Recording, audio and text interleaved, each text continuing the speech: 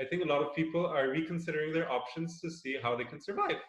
And when booking.com takes 15% on your turnover and maybe you're making 10% profit, they're getting more money than you are, right? So I think that's one thing that has probably been giving it a bit of a push. The other aspect, I guess, is also some points that OTAs might not have got quite right, and the most obvious one right now being the response to the pandemic.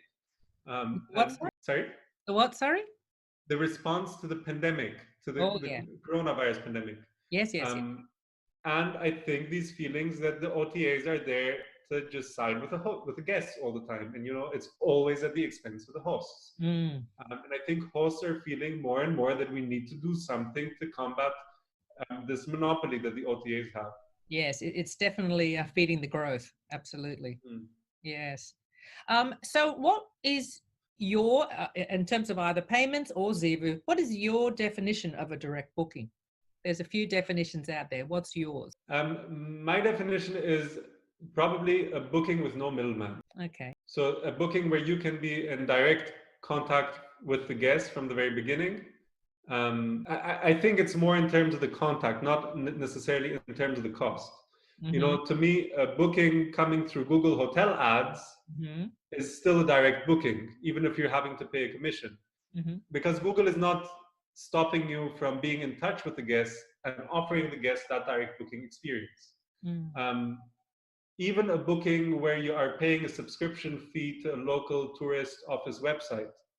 Although there's a fee involved in having acquired that lead, if the booking is taking place through your systems, basically, I would still call that a direct booking.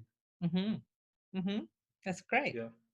And what is one word you would describe, how would you describe the value of a direct booking? One word that sums up the benefit of a direct booking. Direct. Okay, communication. Okay, yep, that's great. Now, at the Book Direct Show, you're going to be talking about guest segmentation. Can you tell us a little bit about guest segmentation and what we're going to learn from your session? Well, I think, to be very frank, I first need to learn a bit more before I can tell you all about it. I think from my experience so far, it's very clear that different markets cater to different segments of guests, different types of guests. And I think it's very important to understand who it is that we're trying to target. And even one brand could be trying to target multiple segments or different segments for different properties in different locations or in different cities or with different product, different offerings, different sizes of units.